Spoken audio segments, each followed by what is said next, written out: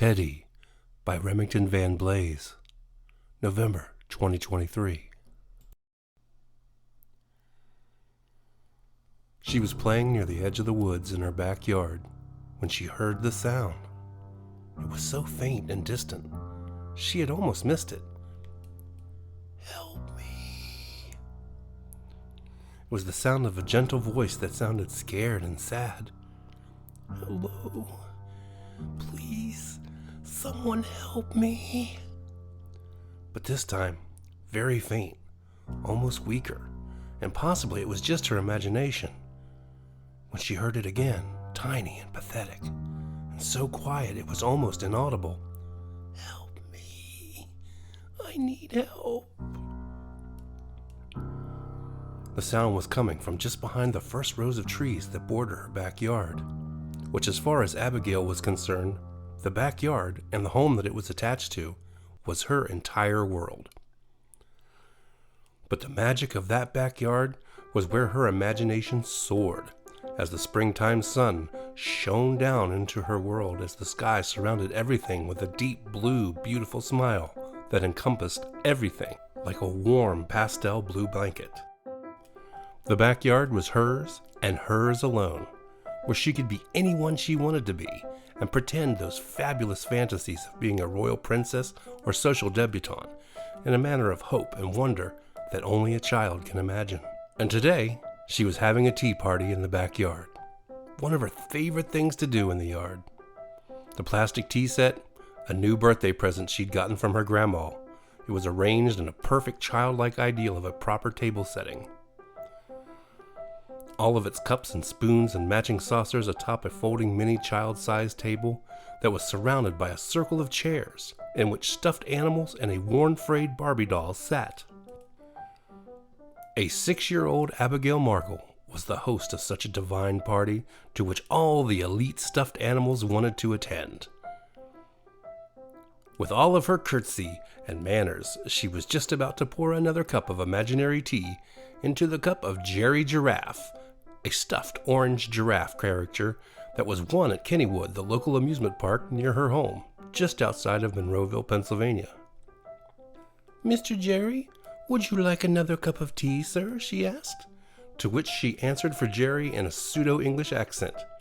"Well, quite certainly, Miss Markle. A spot of tea would be splendid." "Please, help me." Again, from what sounded like was coming from behind the first few rows of trees that bordered in the yard. "Help me, I'm stuck and I'm hurt." This time, the cry seemed a little louder, and yet somehow, although easier to hear, it sounded even more desperate. And at this moment, Abigail was sure that she heard a cry for help. It was not her imagination. She put her teapot onto the table and nervously walked out to the open yard. "Hello? Who's out there? Are you okay?" She waited and looked around the yard. There was no one there but her imaginary stuffed pals and Barbie doll. She knew her mom was just inside the house doing laundry or cleaning. It seemed that all Mom ever did was clean the house and cook for everyone else, especially since her father had gotten a promotion. That was when George and Mary Markle had decided that it would be better for their daughter if Mary was able to stay home with her more. A trade-off Mary seemed just fine with, as she never did fancy her employment at UPMC's billing department to be very rewarding or financially worth getting on the bus every morning in the Pittsburgh cold. And Abby was grateful too, as she never liked the babysitter that they had hired back when her mom was still working. She smelled like cigarettes and sometimes made fun of her, which always infuriated Abby, who was just old enough to know that sometimes the grown-ups aren't always the most grown-up in the world. And then suddenly, as if in response, "No, I'm hurt. I need help. Please come save me." The voice sounded so pathetic and soft, and somehow at the same time Abigail could sense, even at her young age, a sadness and longing in those cries for help. Similar to a little lost puppy or kitten crying for its mama, especially to a little girl with a big heart like Abby Markle. It was this sadness in the voice that created an urgency in Abby. She quickly got up from her seat and walked to the edge of the yard. She looked deeply around the area of the tree line, but she could not see anyone. "Hello?" she asked the empty woods. "I'm looking for you, but I can't see you. Where are you?" Then she waited in silence, partly squinting her eyes, searching for whoever was calling out. "I'm down here on the ground. I'm stuck, and I'm hurt." And then, "Won't you please help me? Come quick." This time the voice seemed closer, and while she could not see who the voice was coming from, it was clearly coming from about the third or fourth row of trees. "Yes, I'm here. Come help now," called the voice. The voice was of an adult, but yet somehow it was childlike. Abigail had a fleeting thought that maybe she would just run into the house and go get her mother and tell her right away, "Someone is hurt in the woods." And she was about to turn around when the voice again. "I'm right here. I can see you. Look, I'm waving my arm." Abigail looked in the direction of the voice. She scanned the areas around the ground. She still didn't see anything, and then she saw movement, looked closer, and stepped into the woods to get a better view. And there it was. It was a small, pudgy, and furry arm. It was waving frantically. She looked again and took several more steps into the woods, and as she got closer, the voice got louder. "Yes, it's me. I see you. You found me. Oh, thank the lucky stars. I've been rescued." As she moved closer, she began to take in the sight of what she was seeing. It was some sort of creature that looked like it was a stuffed teddy bear, except it was not the type of stuffed animal you would see in a toy store like the ones in Monroeville, with their clean, light brown fur and fancy scarves and sometimes a bow on their heads. This one looked more ragged, like the thing had been dragged around by 3 generations of children. A hand-me-down toy that should have been thrown in the trash years ago. It was covered in dirt. Its fur was all matted in some sort of dark brown or blackish tar, and whatever fur that was not matted was extremely wiry and thick. As she got closer, she was not really sure that the thing was a stuffed animal at all. Actually, she knew it was not a stuffed animal. It was a real animal. A real living animal. Except this one talked. "Oh, good heavens! This little sweet child has come to rescue me from what was surely going to be my demise." His voice was that of a soft, sweet old man, but with an innocence like a child. "I'm so scared, and I'm hurt. Please, won't you help me, please?" She looked around at this little animal. It looked like a cross between a teddy bear and a raccoon, but yet somehow had features of a human, in that it had legs, arms, and a torso, with a head that sported pointed ears and a longish snout, and yes, it spoke. No animal she'd ever seen at the zoo had ever spoke, and even Jerry the giraffe never actually spoke. She knew that Abby herself was the one who did all of the talking for Jerry in her heart, and that was a secret that only her and Jerry knew. But this animal that lay before her was talking. "I'm stuck," said the animal. "I was walking around picking flowers and looking for mushrooms to eat when I stepped right into this trap. What dumb luck! I'm not sure, but I think the trap might have broken my leg. I'm too weak to pry the jaws off of this trap from my leg." Abigail looked at the trap. It was a steel contraption that looked like the jaws of a shark. It had steel teeth that gleamed in the sunlight. The teeth looked jagged and deadly. The mouth-like part of the trap was attached to a thick metal chain which was nailed right into the tree. Someone had put this trap here with the intent to trap an animal, perhaps a hunter, like her Uncle Remo. Sometimes, always near Thanksgiving, Mom and Dad would take her to visit Uncle Remo. He was her mother's brother, and he had once had a wife, but she passed away about a year prior to Abby being born. She had passed away from the cancer Her death was hard on Uncle Remo, who sometimes drank heavily and used what Mommy called curse words. Uncle Remo was a hunter, and he hunted for many types of animals, sometimes with a gun and sometimes with traps. Traps like this one, in which had sunk its jaws into this poor filthy creature's legs. Abigail never liked visiting Uncle Remo. Although Remo was always kind to her and was a good man, his house was spooky. He liked to save the heads of the animals he hunted and hang them from the walls in his house. Some of the animals had looks on their faces like they were scary and were going to hurt you. Some of them, however, looked sad, as if to express that they did not want to die. Abby could not understand why Uncle Remo would choose to shoot or kill these animals for fun, and it seemed Uncle Remo hunted a lot, because there were a lot of these heads on his wall. And whenever she was taken to visit, she always wondered if maybe the ghosts of these animals lingered around inside Uncle Remo's house. And if they did, she was sure there was going to be a lot of ghosts in Uncle Remo's house. And that was just a little too scary for her. Abigail began to feel deep sadness because of a terrible thought entered her mind, of this poor little animal on the ground in front of her, and its head mounted on the wall of Uncle Remo's house. Surely, she did not want the thing that produced such a sad, sweet voice and begging her for help to just end up on a wall like the one in Uncle Remo's house.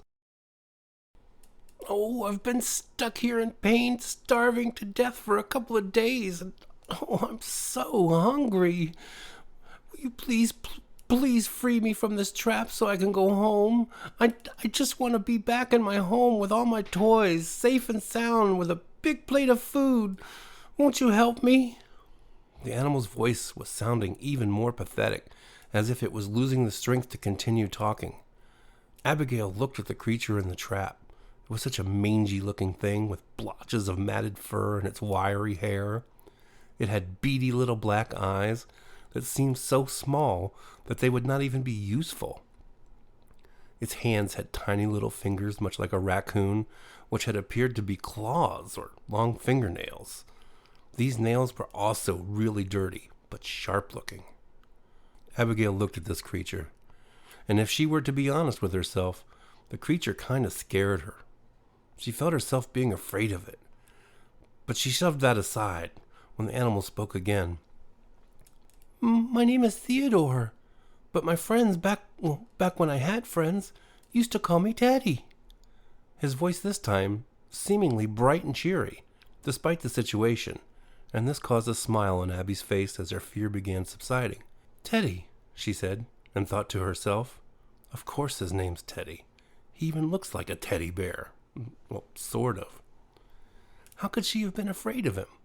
It was surely just the dirt that made him look this way. And Teddy was dirty. He looked like he had not had a bath in a year. And Teddy smelled funny, too. It was not a nice smell. As Abby drew near to Teddy, inspecting the trap, she could not help but notice that Teddy smelled really, really bad. Once last year, she was helping her mother with a few chores, and her mother was putting a bag of trash into the trash can. It was a very hot day outside, and there was already a bag of trash inside the can. It had contained the remnants of a chicken dinner and the bones remaining from the week prior, and a hot summer sun.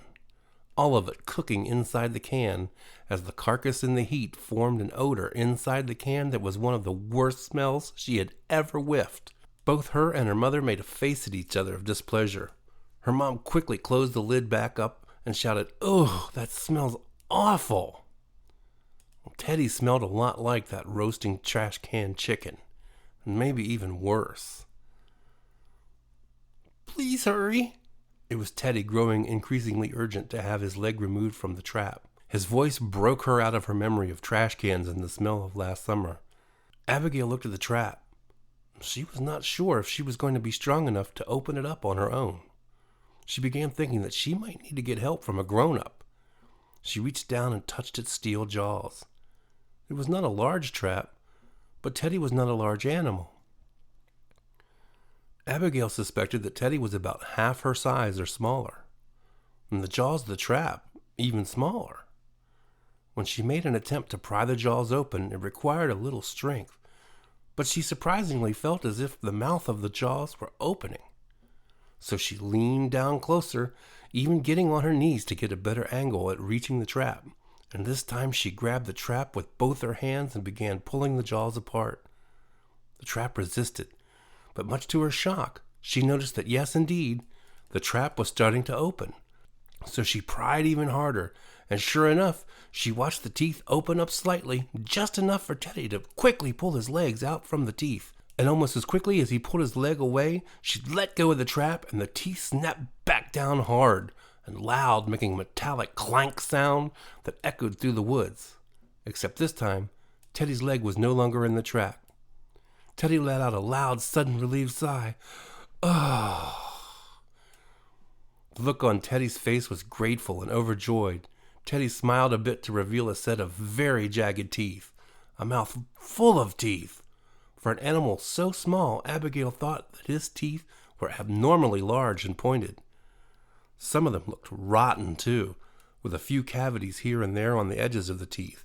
As Teddy smiled, with a sigh, he exclaimed, "Oh, you saved me, little girl. You freed me from that trap. Surely if you had not come along, I would have died. I tried to open that trap myself, but I was just not strong enough. I'm glad I was able to open the teeth. I didn't think I was going to be strong enough." Teddy then made an attempt to stand up. Yes, he was indeed trying to stand up on 2 feet, just like a human or a small boy in this case. Teddy grunted as if standing was taking a strong effort, and he pitched himself up off the ground with his arms. As he attempted to stand up, Teddy's eyes flashed big and round, and a look of surprise entered Teddy's face, and he shouted, "Ow!" As he attempted to stand on the leg that had been caught in the trap, suddenly Teddy fell right back down on the ground with a small thump sound on top of the woodsy ground, which was covered in dried dead leaves from the previous fall. "Ow! Ow! Ow! My leg hurts too bad to stand or walk." Abby looked around with a confused look on her face. She had not considered that the trap, with its awful jagged teeth, could have hurt this poor creature so bad that he could not walk home. The urge to get help right now occurred to her, just to run back to the house and holler back to Teddy without even looking back at him, exclaiming that she would be right back with her mommy to help, right away. But she did not run. Instead, she seemed fixated on the sight of Teddy, filthy, scared, and cowering on the ground in a ball, with a face that seemed to be filled with deep terror and agony. Teddy continued, "Oh no, how in the world am I ever going to get back home now? That terrible trap had hurt my legs so bad, I cannot walk to get back home." Abby suddenly felt so much sympathy for this poor, pathetic animal. "It's okay, Teddy. Don't try and walk. I'll go get you help. My mommy is just inside the house, and she'll know what to do, and—" "No!" Teddy interrupted her, fiercely, almost shouting. "No grown-ups! Grown-ups don't like my kind. They're the ones who built traps like this in the first place to hurt me. Oh no, please don't go and bring a grown-up here, for surely it'll lead me to being put in a cage, or worse. They might want to hurt me." That sounded almost silly to Abby. So she blurted out, "Oh no, not my mommy. She would never—" No, Teddy interrupted again. "I've been fooled by grown-ups so many times. Please don't bring her here. Please, Abby. I'm so scared. I just want to go home and eat and never come back to the clearing in the woods again. I've learned my lesson." Abby pondered this for a moment and then said, "But if your leg is hurt too bad, how will you be able to get back home?" And to this, Teddy seemed to become visibly upset. His face started to crinkle up and tears started welling in his eyes. He looked up at her directly into her eyes, and to her, he looked every bit as scared as he claimed to be. He began to cry, making sniffling sounds. "Abby, I'm scared. I need a hug. Could you please pick me up and hug me?" And this absolutely broke Abby's heart. Seeing filthy Teddy, laying there in a semi-ball on the ground at her feet, looking up at her with tears dripping down his snout, he began reaching up to her with his arms, his tiny fingers reaching as far as he could towards her. She quickly bent down and scooped Teddy up into her arms, and Teddy grabbed onto her as fast as he could, attempting to wrap his stubby little arms around her neck. Abby was a little surprised at how much heavier Teddy was as soon as she was supporting him, but not too heavy that she could not hold him up. The moment they embraced, Teddy put his forehead into her cheek and buried his nose under her neck, and when he did, he made a strange cooing sound.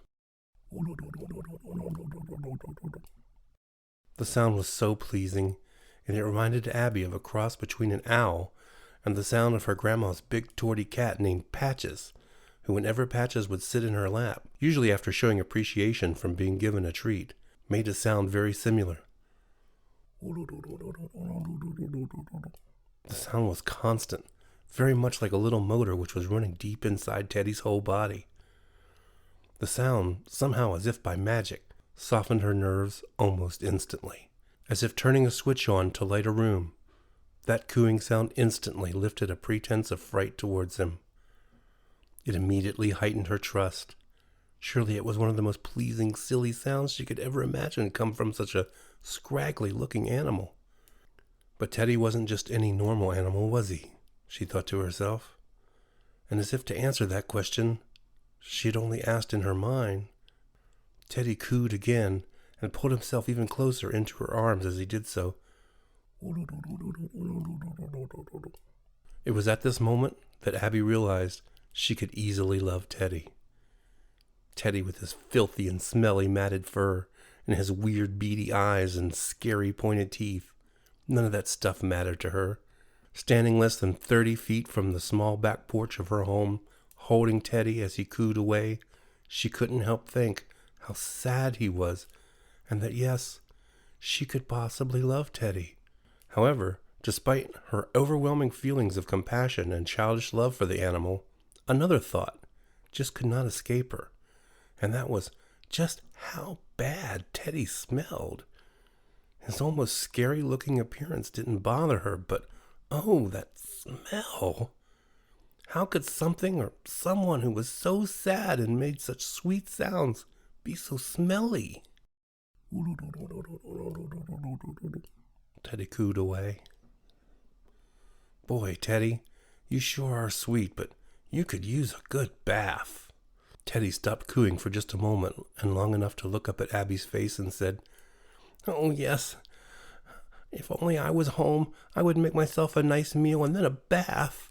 Yes, indeed. It feels like a long time since I've had a bath." "And where do you live?" asked Abby, as if to expect Teddy to reply, "Oh, I live at the house next door to you," or something of that nature. "Why, I live in my little home. It's not very far from here. It's just a very short walk into the woods." After this he paused for a second, and then suddenly Teddy's face lit right up, as if the world's greatest idea had just occurred to him. "Say, I've got an idea. Why don't you carry me home? That way I could get home and get something to eat in my belly, and I could take a bath. Why, I live so close. We could be there just as soon as you can imagine." "You live in a house in the woods?" Abby asked. "Yes, I do. In a perfect little home. I built it with my own 2 paws. And as if to accentuate this, Teddy held out his hands from her shoulders just for a moment to show her the palms of his small hands and tiny fingers. "It's a secret hiding spot where no one looking could ever find me, because it's hidden. But it's not far away from here at all. Oh, Abby, won't you please carry me to my house? I would be forever grateful, and I could even offer you some delicious wild berry frumpets that I make special. I pick the berries fresh from my patch right outside my door of my house. They're super duper delicious." Teddy exclaimed this last part, "super duper delicious," in a manner that reminded Abby of some cartoon character or mascot for a sugary breakfast cereal. A cereal perfect for eating heaping spoonfuls while watching Saturday morning cartoons. She thought for a moment, and the idea of some berries sounded really good, because, yes, wasn't it true? It was almost lunchtime, and as it was, she was starting to feel a little hungry herself. And while she was not sure what in the world a frumpet was, She was sure if it was served with wild berries, had to be delicious. She looked at Teddy, who was gazing back at her and mildly cooing very quietly, but with a look of anticipation of what Abby might say next. And she said, "Are you sure it's not far from here?" And to this Teddy perked up his voice and gained an expression of pure glee. "Am I sure?" he asked. "My goodness, it's so close, I can almost smell it from here." And then followed by, "Please, let's hurry and go now. I'm so hungry." She looked at him and looked back at her house. She was sure that her mother was inside the house doing chores. Teddy had said his house was not far away. She could be home before Mommy even knew she was gone. To which she thought again about how reluctant Teddy was about Abby seeking out her mother to help.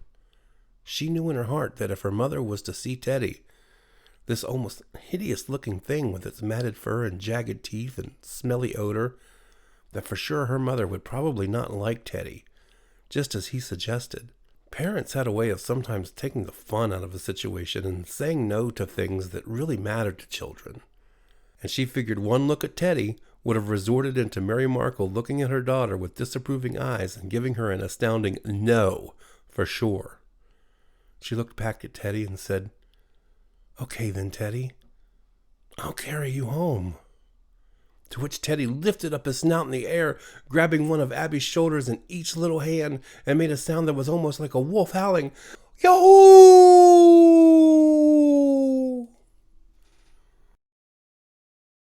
The strength and gusto of that sound completely took Abby by surprise, as if for this entire scenario, Teddy's voice had been little more than a whisper or mild volume when talking. But in his excitement, his voice was loud enough to make an echo through the dense trees that lay ahead. "All right, Miss Abby, onward we shall go.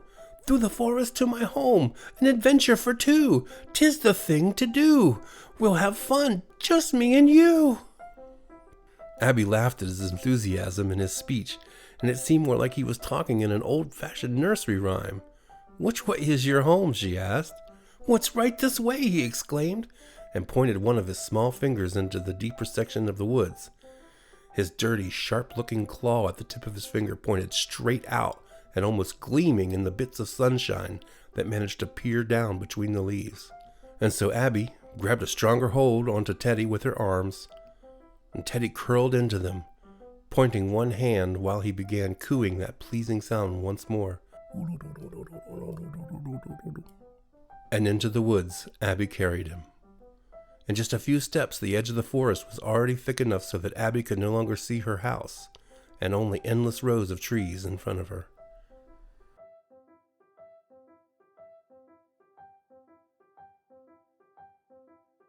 As soon as Abby started walking, she became aware of just how heavy Teddy really was. The funny thing about the situation was, if you were to look at him, he appeared really small, like a cat. But as soon as she had him in his arms, the reality of his weight began to take hold. But she pushed that thought aside and kept moving forward, not complaining.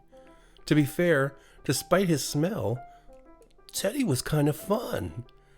And he was cooing, and he had begun singing along with her steps as she marched further deeper into the woods, her steps gaining a rhythmic pattern, steady and almost swiftly like a skip more than a step. And Teddy began to sing in time with the rhythm of her steps. Stem, stem, stem, step, stem, stem, stem, stem. There once was a boy named Teddy, a short young lad he stood. He was looking for adventure while walking through the woods. But a twist of fate changed his plans and trapped him in his place. He thought for sure his days were through as death stared in his face, till a pretty girl came along and saved him from his face. Now they walk together hand in hand, and she helps him pull his weight. Hi-ho, together they roam, young boy showed the way. Hi-ho, forever they'll be friends till end of days. Now they walk together hand in hand, 'cause they know no other way. Abby and Teddy both cheered when he was done singing his song. She couldn't help laugh at how silly the song was, and how the words to the song described exactly how they had met. Hearing Teddy sing those words so joyously filled her heart with good feelings. She walked on with a spring in her step deeper into the woods, feeling real joy, the kind of joy you can only feel when you're having fun and on an adventure with a good friend. Yes, a friend, she thought to herself. That's what Teddy is. He's a real friend.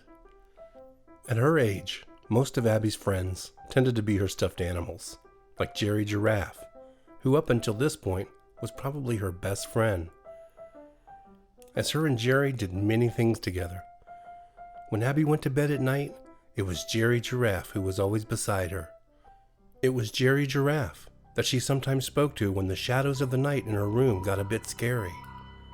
Those moments when a robe draped over a chair might appear like a monster in the room. It was Jerry's voice, imaginary as it had always been, that talked her through those moments and helped her sleep, telling her, "Oh, it's okay, Abby. There's nothing in the room except you and I and all of your toys.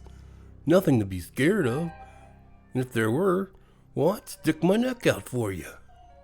Whenever she had a tea party, Jerry was always there socializing amidst the cups and saucers with all the other stuffed animals at the table.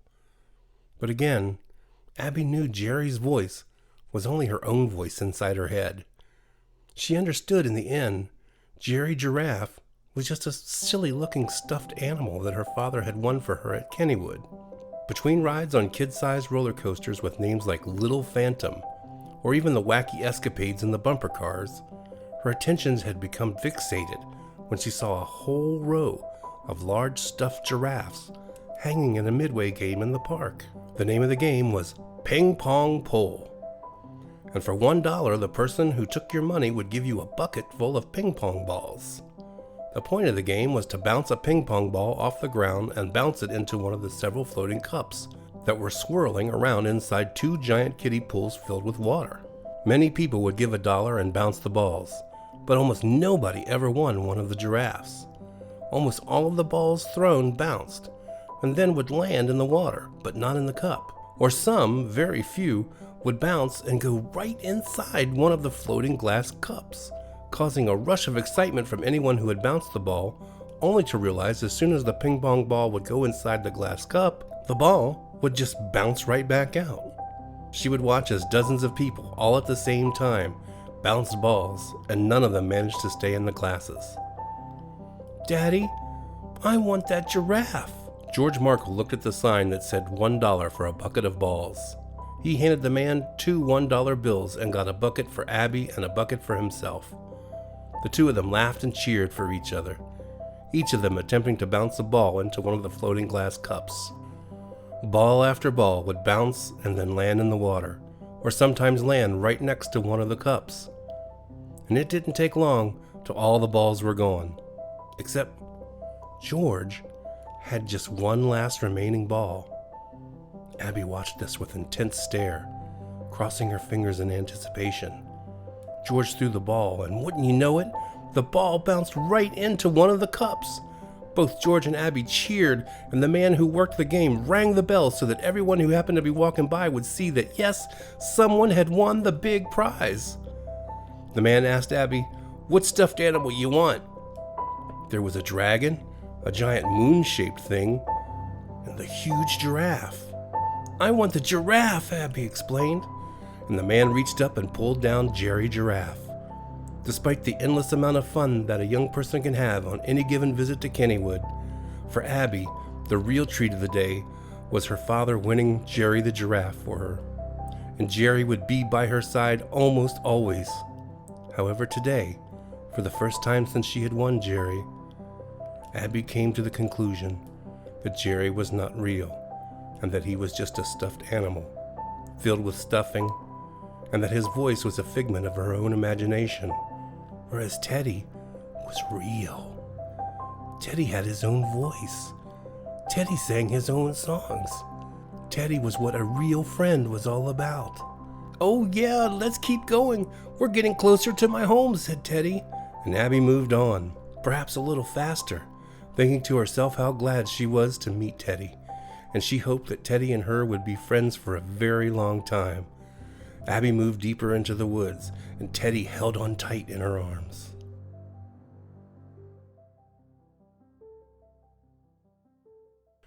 As afternoon wore on, Abby and Teddy kept going, heading blindly into a direction that Abby had no idea where she was going.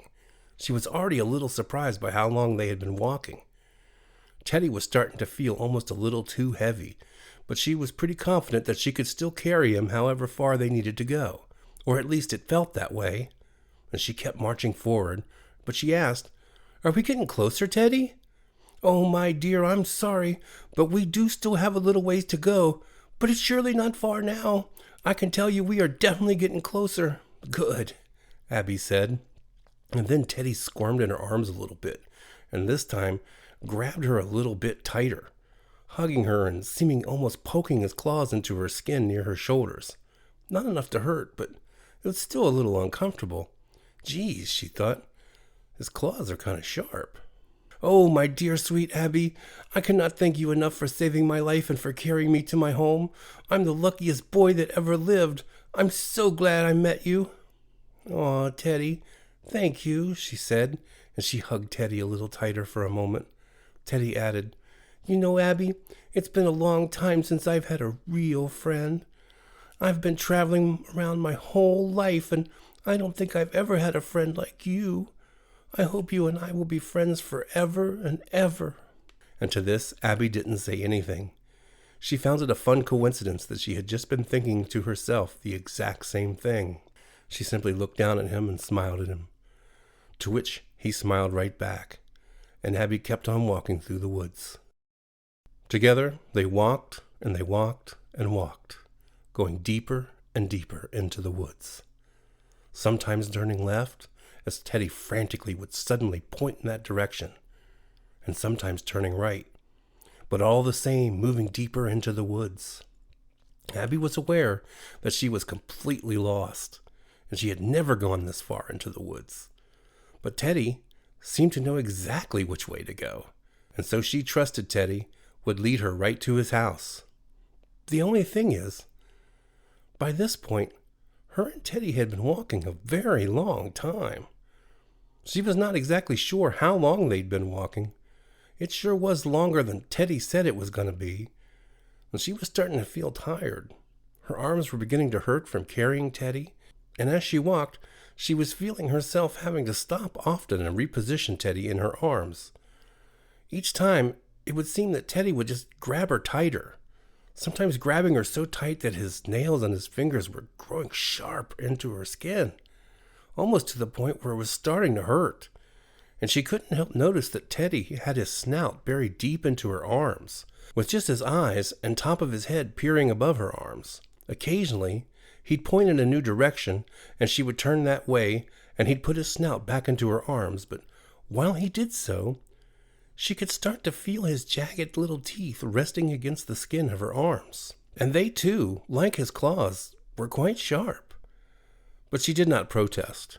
She wanted to just get Teddy home, and she hoped that he would in fact share some of his frumpets as promised, because at this point it seemed that she had obviously walked so long that time had moved well past her lunchtime and it was getting close to dinner time. She thought to herself that it seemed that maybe Teddy's house was going to end up being further away than she would ever have agreed to walk. But because she liked Teddy so much, she kept on, and Teddy led the way. The time passed, and they walked on, taking in the sights of wild birds passing by, dandelions peeking their fuzzy heads up here and there. Sometimes even a chipmunk or two would go scurrying by. She kept moving, not wanting to disappoint Teddy. It was at this point that Abby realized that this wasn't much fun anymore. Much time had passed, and it felt like she had been walking longer than she had ever walked at one time continuously before. Her feet were tired, her ankles were beginning to feel sore in her shoes. All of the uneven ground of the woods and from stomping on so many twigs had really taken its toll on her poor feet. And there was no path to Teddy's house, just wilderness. Her muscles in her legs felt almost completely used up, all while Teddy's clawed finger pointing onward while he cooed away under her arms. Her arms were also beginning to feel the weight of Teddy. They were getting very sore from holding him, and Teddy was beginning to get really fidgety as well. But the worst part, the part that was getting to the point that she could no longer ignore, was Teddy's nibbling. Yes, while Teddy was been riding in her arms with his snout tucked down and his eyes peering up over her forearm, Teddy had begun nibbling on her arm. It was a sensation much like that of when she was once taken to a petting zoo, and there were several animals of which her and many other children were allowed to hold and pet. There were goats, a couple of deers, and even a large parrot, but there was also a litter of new kittens. 5 kittens to be exact. And all of the children were eager to hold one of the kittens. Each child took turns, and most of the kittens had zero desires to be held by a large group of prodding fingers from children. The kittens did all they could to try to squirm away from their love-greedy fingertips. However, the one given to Abby to inspect was quite the opposite. It was calm, a little gray kitten, what many would call a blue Russian. Its fur was fluffy and soft to the touch. Its eyes 2 little completely round black saucers, its pink nose and mouth seemingly trying to bury itself and the rest of its own kitten head into her arm. And as the kitten did, Abby and the other children were amazed to see that the kitten was actually nursing on Abby's arms, just like the kitten would nurse on its mother for nourishment. The kitten made a slight suckling sound. At first, Abby was smitten with the actions of this tiny gray kitten, but as it continued to nurse, it had also begun to bite her arm with its teeth as it did so. And suddenly, it bit her just a little too hard, and Abby cried out, "Ouch! It bit me! Ouch! That hurt!" And it had hurt. And there was a few tears as the handler of the kittens at the petting zoo exclaimed, "Oh, well, I see that's enough playtime for this little kitten. Time for him to get some food and a nap." Abby wasn't sure if Teddy was nursing or not, but he was definitely biting her.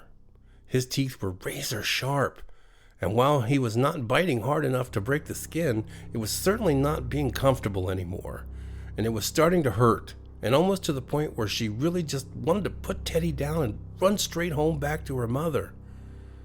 And Teddy then looked up from his spot and exclaimed, "Oh, please, Abby, we need to hurry. I'm starting to get so hungry. I don't even think I've ever been this hungry in my entire life." And as if to bring that point home, his nibbling bit down just a little too hard, and Abby called out, "Ouch! Teddy, you bit me!" She almost dropped Teddy. "Oh, lordy me, sweet girl! Oh, I do apologize. I did not mean to bite you. I'm just so hungry. I have begun nibbling too hard on your arm in anticipation of getting home and enjoying some fine fixings. I didn't mean to hurt or startle you, my girl." Abby fought back the urge to cry a light tear. "It's okay, Teddy." And then, "Teddy, how much further is it away? I'm really getting tired of walking, and you're just too heavy for me to carry much longer." "Oh, but we're almost there now," he exclaimed. "Just a little further, and we'll be sitting in the comforts of my home next to a warm fire, and soon we'll prop up our feet as we munch on crumpets till we can't eat any more, till our bellies feel like they're gonna go pop, pop, pop, pop." Abby kept walking, and then for the first time on this journey, she really looked around at where she was, and suddenly she became aware that it was not just her imagination, but many hours had passed as they had walked through these woods. The shock of the passing time occurred to her by the way of the small cracks between the leaves of the tree. The sun was starting to go down, and she could see the orange of a sunset. Orange vivid light peered here and there through the leaves. The shadows of the trees had grown long, much like the shadow of herself on the ground, and it was beginning to feel a bit cooler outside than what it was when they had began this journey. And it was still only spring, but sometimes the nights could get really chilly, and it felt like maybe this night was going to be one of those cold nights. A night where the only relief you could get was a thick blanket with the heat turned up, nestled in her bed. She had not really prepared for such a long walk, but at this point, how far away from home was she? She really had no idea. She was completely lost. But Teddy seemed to overtly be confident that he knew exactly where he was, his pointed finger leading the way, nibbling and nibbling and nibbling and ouch! She cried again. And it was Teddy again biting down too hard. And this time his response was a little less empathetic. Keep going, Abby. Come on. Let's hurry. We're almost there. And Abby kept walking. As the orange glow of sunset began to fade into a lusher, darker red, and then fading into the early part of an evening nighttime, Abby had finally had enough. It was getting colder for sure now, and it was starting to get too dark. She desperately was ready to stop this journey and head home. And a few times, she almost did just that. Just stopped and planned on putting Teddy down on the ground and just run away, fleeing back home as fast as she could run. But then her mind, her voice of reason, a voice that would represent the early stages of adult thinking, suddenly came to the forefront of her brain as a reminder. But Abby, where exactly would you run to? You do not even know which direction it would take you back home. If you ran now, leaving Teddy behind, you would have no guide to get you safely back to your yard and into your house where your mom would be. And she would probably be angry that you had left for so long without telling her where you were going. And at this point, Daddy has even returned from work, and he would have a stern look on his face, ready to scold her for misbehaving. She would try to explain the situation, as she knew that they certainly would be very angry with her, asking, why did she talk to some stranger? And, I told you never to wander into the woods. And, why would you forget to tell us where you were going? And then she heard herself trying to explain the talking, filthy teddy bear, and hearing her mother's voice. Oh, that's just imaginary talk, Abby. Stuffed animals don't talk. Stop fibbing, or there'll be no dessert or TV for you for a whole weekend. But all of this hypothetical conversation was only in her mind, as if for more reason to keep her walking steady and to follow Teddy's direction. Because again, where would she run to? She was, as she knew for certain in her heart, not only lost in the woods, but also very far from her home. She remembered a time last summer when her and her family were watching TV, hearing a breaking news story on WTAE Channel 4 about a little boy who had wandered into the woods and was never found again. Teams of police and the entire neighborhood of Sewickley were gathered together looking for the boy. They searched for several days, and yet they never did find him. Upon watching the story, her father had earnestly gave her warnings to, Abby, promise me you will never wander out into the woods like that. To which she mindlessly replied without even giving it much serious thought, I promise I'll not wander away, Daddy. For months after, the little boy's picture had been posted all over the school on giant cardboard signs reading, Missing. Have you seen me? My name is Tommy Ravenack. If seen, please report to Pittsburgh Police at 412-728-7070. Then followed by larger words on the signs, $5,000 reward. Abby was not sure how much she could buy for $5,000, but it must have been a lot, because all the kids talked about how much money that was and fantasized about what they would do with the money if they had been lucky enough to see Tommy Ravenack to call and claim the money. Many of the kids had a laundry list of the things they would buy with the money, and others talked about where or how Tommy had gone missing, with ideas such as a bear ate him in the woods, or an alien abduction, or the less harmonious, the boy had fallen down into a hole and was never to be seen again. Abby remembered looking at the picture of Tommy. In the picture, he was wearing a red Minnie's pizza hat with a striped blue shirt. She wondered if she left Teddy behind with no real way to know her direction home, would she too end up on the news or in posters like this one for Tommy Ravenack? With big red letters stating reward $5,000. She certainly did not want to end up like that. Her mind drifted back to her memory of the image of Tommy with his red Minnie's pizza hat. Minnie's Pizza was a favorite of her family, and it seemed it was the favorite of everyone's family, because everyone she knew talked about it, especially the kids at school. One thing she knew for sure was she would most certainly enjoy a slice of Minio's pizza right now. Just like the way they make them when they sell them on the single slices, where they heat them up in the oven before they serve them to you, and the bottom crust gets extra crispy. Yes, by all means, with her hunger really becoming an issue at this point, Minio's pizza would be the answer to all her desires. She wondered if Teddy had ever had Minio's pizza, but at the moment, she was getting a little annoyed with Teddy. She was starting to lose interest in talking to him, and it was right about then, at that very moment, that Abby lost all her patience with Teddy. She suddenly stopped walking where she was. Teddy, who had started out doing little tiny love bites on her arm, was all out gnawing on her skin of her arm, and by this time had bitten down just a little too hard. And she stopped. She raised her voice and said, "Okay, Teddy, that's enough. I'm tired of carrying you, and you are biting me too hard. I'm done walking." Teddy trying to interrupt her. "Oh, but Abby, listen." She interrupted now. "No, this time you listen, Teddy. I'm tired and I'm hungry."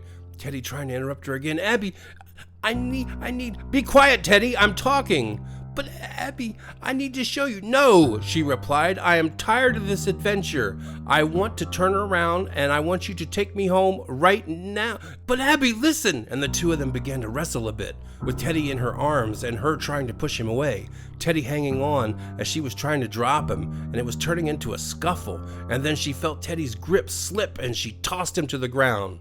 And to her surprise, Teddy suddenly sprang to life, and this time he was much more nimble than she had ever seen him move before. He literally leaped into action as he fell from her arms and landed into a perfect somersault roll, and then straight back to his feet. He was standing straight up as if his leg no longer hurt, or maybe it had never been injured by the trap at all. And he shouted at her, "Abby, look! We're here! We're here! Long behold, our journey is over! It's my home!" Abby looked around. It was absolutely starting to become dark outside, to the point where she was starting to see the moon through the trees as it began to perk up in the horizon. She turned around 360 degrees, but she didn't see a house anywhere. She looked at Teddy with a distrustful stare and exclaimed, "There's no house here, Teddy. What are you talking about?" A sudden look of surprise came over Teddy's face. "Oh, but my dear, whatever do you mean? You are standing right next to it." "Yes, indeed, exactly you are." She looked around her again, did another spin around, and this time possibly more comical looking, if perhaps she did not have the look of anger on her face. She saw no house, and began wondering to herself, did Teddy just play a giant, cruel trick on me? And then Teddy, who could see the displeasure on her face, let out an abrupt burst of laughter. "Ha ha ha ha! Oh dear me, I forgot. I have hidden it so well with these fallen tree branches that it fooled you just as it would any passerby. Yes, yes, yes, indeed. It seems my plan of hiding worked just fine, it did." Abby looked and noticed Teddy was pointing at a large pile of tree branches, sticks, and limbs. Teddy offered an idea. "How about this? Look around you. Do you see all these bushes? They are all covered in fresh berries. Why don't you pick a bunch of them while I move these branches away from the entrance of my home? That way, we can have some fresh berries to go with my delicious frumpets." Teddy then reached into the pocket of his homemade-looking vest and pulled out a plastic bag for which she could collect the berries with. "Be sure only to pick the ripe ones," Teddy said, "so that we can have some for breakfast in the morning." And just as fast as Teddy had somersaulted onto his feet, in a flash he moved towards the pile of branches. Abby unfolding the bag and began picking some of the berries. She watched with a more curious stare at how Teddy was walking around, and how strong Teddy was. For a creature so small who, standing up, barely rose above her knee, Teddy could grab a hold of a tree branch with one of his hands and lift the entirety of it over his head like it was nothing more than a puff of cotton. Then, despite him being so injured from the trap, he would just walk the branch over to the other side of the area where he had began creating another pile of which to lay the newly moved ones. He had absolutely no problem walking. But what about his hurt leg, she thought to herself. He was demanding that she carry him the entire way, because he feared his leg was broken. All that seems to be completely forgotten now, at least from Teddy's perspective. Teddy kept on grabbing tree branch after falling tree branch and was actually running each one to the new pile with every one that he moved. As she picked the berries, she couldn't help herself from eating one. It was especially delicious, just as he had promised. These berries were amongst the most plump and juicy she'd ever seen, far better than any that they sold in the grocery store. Perhaps this was because she was so hungry, having missed her lunch and now late for dinner. Her thoughts then moved to imagine how hungry Teddy must be. And I wonder how long he had been trapped there next to her backyard. Surely if she was as hungry as she is, Teddy must be raging with appetite. She decided she would question Teddy about his sudden ability to walk and work so hard while they were eating. It would make for some good meal conversation. And right now, all she wanted was to eat and get under some shelter.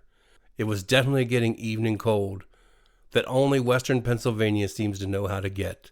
The kind that comes from a day so warm you almost think the sun could melt concrete, and then only to end up getting so cold you think it's going to snow. She looked around with amazement as the light from the moon began getting brighter. Its lunar fullness was lighting up the area that had once been covered with branches. That spot now revealed a rather crude carved stone structure with a very old-fashioned wooden door. The door was adorned with large, heavy black iron hinges and latches. For a door that was so small, Abby realized she would have to crawl to get inside. Teddy, on the other hand, would only need to duck. She watched with amazement as Teddy lifted the last of the largest tree branch that had been concealing the door. It looked like it could weigh 3 or 4 times her own weight, but Teddy had no trouble at all just picking it up. Gosh, she thought, he is incredibly strong. She had no idea this little helpless creature with the matted fur and bad smell with his jagged pointy teeth could have possessed such strength. She wondered how he was not able to simply remove the jaws of the trap himself, possessing so much momental strength. And just as she was getting ready to confront him on this, Teddy reached into his pocket and produced a large golden key. The key gleamed in the moonlight and seemed to glare a light reflection right into her eyes, so bright she almost had to turn away. Teddy inserted the key into the lock and twisted it. The door gave out a mighty thwacking sound that seemed way too large for the size of the freakishly small door. Oh, home sweet home. I've never been so happy to see it with all thine eyes' glory. Followed by, come on then, wrap up them berries and let's go inside. This latter part, he seemed like he was just barking orders at her rather than the usual friendly Teddy conversation.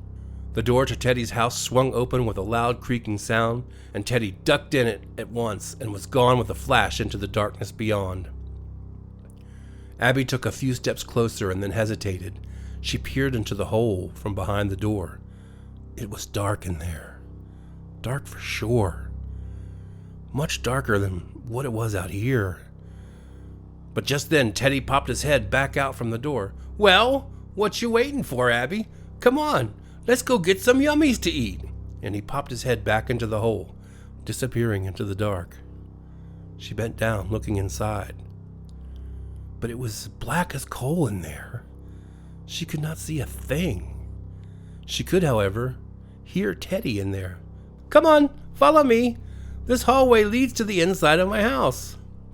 And then she called to him, But Teddy, it's dark in there. I can't see where I'm going. I'm scared.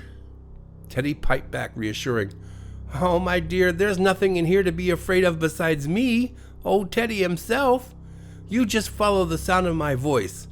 I know the hole is small and you'll have to crawl on your knees through the long hallway in the dark. But once we get inside, it'll be nice. Just follow my lead. She hesitated and thought of her hunger. She bent down to her knees and began to crawl inside the door's threshold. Once inside, she could feel the confines of the tiny hallway Teddy had mentioned. Feeling with her hands, she could tell that the walls and the floor were lined in smooth stone. And she could tell by reaching around that the shape of this hallway was that of an old railroad tunnel, a really small one, but still shaped the same way. She could hear Teddy, who was singing, and he was very close, within inches of her, and he called out reassurances to her. "This is the right way, just down here," between singing his song. Hi-ho, together they roam, young boys showed the way. Hi-ho, forever they'll be friends till end of days. Now they walk together hand in hand, 'cause they know no other way. There you are, dear. Just follow the sound of my voice through this long, skinny hallway, and we'll be home sitting in front of the fire, eating till our bellies are full. She became aware that the smell that seemed to emulate from Teddy was in this place. And not just in here, but it seemed stronger here, as if this place, Teddy's home, could have been the source of the foul odor. "Oh, Teddy, it smells bad in here!" But Teddy did not seem to hear her, or maybe he just ignored her plea of the offense to her senses. Teddy began to sing his song again, and this time louder than ever. His voice began to echo all through the stone tunnel until the sounds surrounded her from all directions. Hi-ho, together they roam, the young boys showed the way. Hi-ho, forever they'll be friends to the end of days. Now they walk together hand in hand, 'cause they know no other way. She crawled on, following Teddy blindly, just by the sound of his singing in the pitch black. She crawled, never slowing down, wanting this part to be over. It felt like the walls of the tiny tunnel were getting smaller and smaller, as if they were closing in on her, but she kept crawling. And while she did in fact have the sound of Teddy's voice to lead her along, it seemed as if the smell was also leading her too. It seemed to be getting stronger into each forward movement she made into Teddy's tunnel of darkness. She had become aware that she was feeling like she was possibly going to cry. Sometimes the dark scared her, and this place was nothing but cold, awful dark, never-ending dark. With just the sound of Teddy singing his song as gleefully as he could, seemingly happier than she could have ever heard him sing his song before. And then, just as she had had enough and was about to cry, she heard Teddy give out the word from above. "All right," Teddy exclaimed loudly in his echoing voice. "That's it! I'm through the tunnel! Just a few more feet and you'll be here in the big open room with me." And she could tell by the sounds of Teddy's voice that the echoes had changed, and that, yes, it did sound as if she was hearing other sounds as well. "Oh, thank goodness," she thought to herself. "Another minute in here, and I would have cried my eyes." And then suddenly, without warning, she heard the clank of metal against the stone floor. And then from out of nowhere, Teddy had lunged at her, just as quickly as he had somersaulted from her arms earlier. She felt the weight of him grab onto her and felt his arms reach around her shoulders.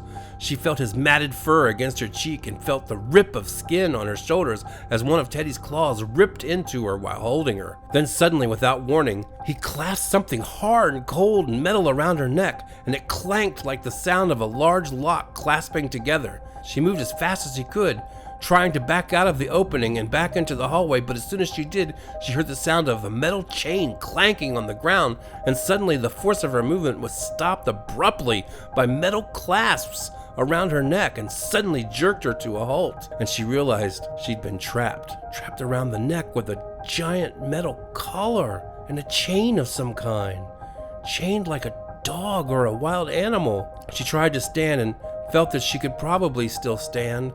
She was obviously out of the tunnel and inside the larger room.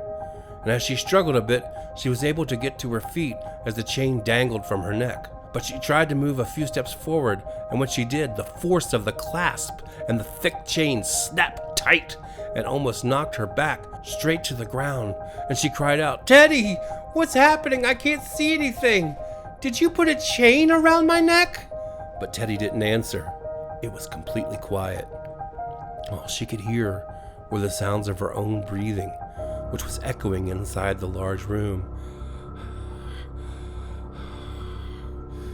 She could hear the sound of her nose sniffling, and she was breathing, and she was beginning to cry, and the sound of the chain, the horrible chain with its heavy weight, so heavy that it felt like it was pulling her to the ground. And then, in the darkness, mere inches from her face, she heard the sound. The sound that, if she really thought about it, that would lead her right here to Teddy's trap. The sound that started it all. It was Teddy's cooing quietly, so close he could be touching her face. "Teddy!"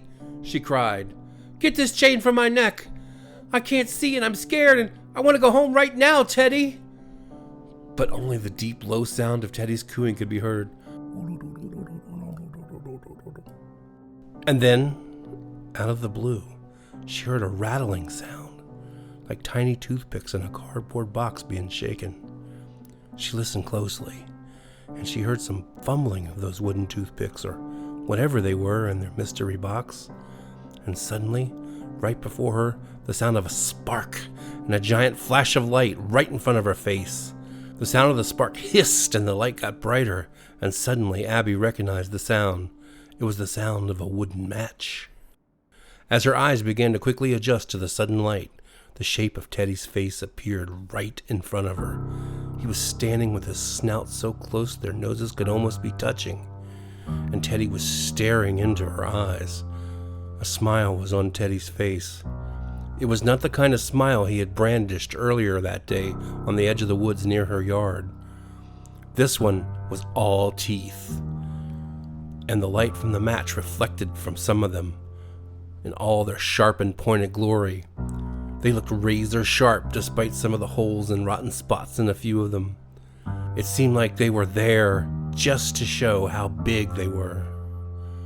There now, little Abby," Teddy said with an almost debonair voice. This new voice from Teddy would have been right at home at one of her tea parties with Jerry Giraffe. "See?" he asked. "I have the light to make everything seem so much brighter." She looked at Teddy's snarling face and back to the match he was holding with one hand. From Teddy's other hand appeared an old-fashioned lantern. Teddy held the lantern up and lit the wick.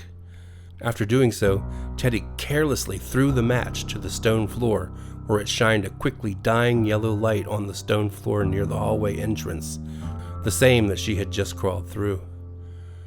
And mere seconds later, the wick began to take light on the lantern, quickly filling the area with yellow bright light all around, giving Abby a glowing ability to see more and more. First just Teddy and his face, then the lantern, then the floor, and yes, a chair, and slowly the room seemingly getting bigger as the light began to fill up the walls. She gazed down on the floor for a moment.